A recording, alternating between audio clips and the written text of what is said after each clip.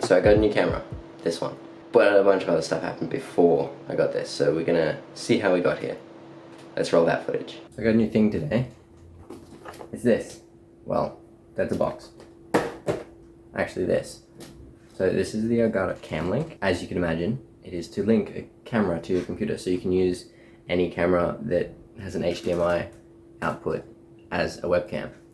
So as you might be able to see behind me, there's a DSLR up there. Now, it's not a good DSLR. It is a 12-year-old entry-level DSLR, so it's not made for this. But I've kind of got it to work.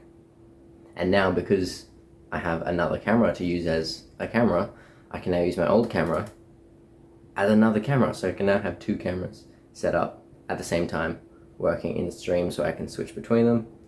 I feel like I can get a little bit creative with that, and it should work, but we'll see. So let's turn around and I'll show you how I've got everything set up. So this is the old camera. This is the DSLR. Like I said before, it's not a very good one. I've had to do some dodgy things to actually get it to kind of work well. Only really one dodgy thing. The longest you can get it to stay on without turning off automatically is 5 minutes. So I looked up if there was any way to disable that. There's not. There's no way you can actually disable the setting.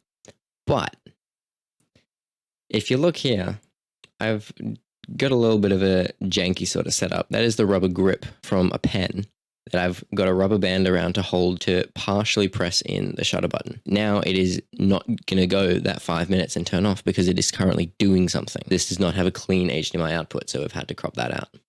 Now, apparently the big things that you're looking for in a camera for streaming is... and it just turned off. Nice. Big things that you're looking for in a camera for streaming is a clean HDMI output, so it doesn't have all this stuff on the screen. It's just the image. Continuous playback, where you can turn the auto off function off, so it can just continuously go with no time limit. Especially if you have that plugged in, that's not really an issue then, because usually it's to save battery or to stop it from overheating. We'll see if overheating becomes an issue, but battery is not going to be an issue given the dummy battery. UAV active. Oh, and camera just went off. So that clearly didn't work out. But, as you can see, new camera. I wasn't expecting to buy this, but I sort of just walked into the camera shop and was there for a while and then got convinced to to buy it. So we got it.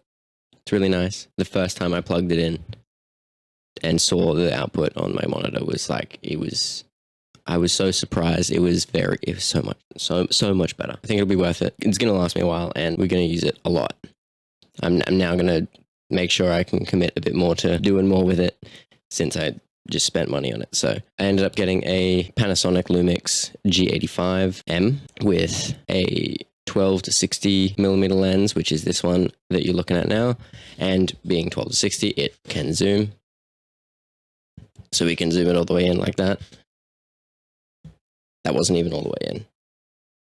Then I also got this lens, which is a fixed, it's a prime lens, so it doesn't zoom at all. It's just a 25mm. But because it's an f1.7, it has a very pronounced bokeh effect compared to this.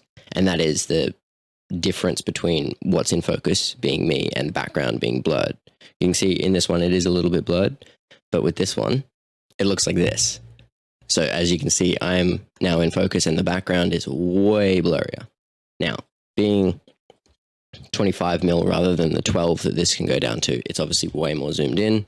And being a micro four thirds sensor anyway, it's a little bit cropped anyway. So it's, you know, I think this is a little too close, but I can't move the camera back any further because there's a wall there. I do much prefer the look of this one over this. I like having that wider angle.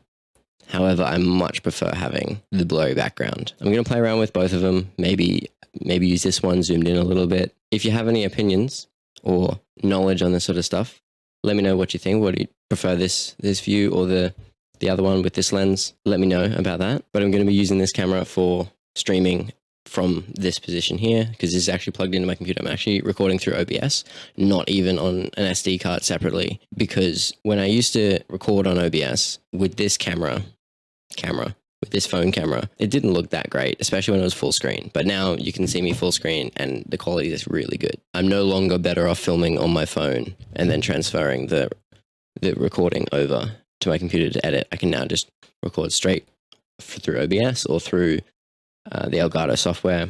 Any of them would work. Or I can record internally onto an SD card, and I might try that, and that'll obviously give me options to move the camera around, which I will do. I will want to do that. So it'll be a good time. I'll definitely have to be learning a lot about it in the near future. But that's all in this camera. Come check out the streams on Monday, Wednesday, and Saturday nights. We got a nice new chatting scene right here. It's much cleaner than it used to be. More of the screen, and because I can put the camera on the full screen now and it won't look bad. Subscribe, like this video, comment if you have any thoughts about anything. Give me some ideas, or if you know anything about cameras or lenses, please feel free to share. But thank you for watching, and we'll see you next time. Bye.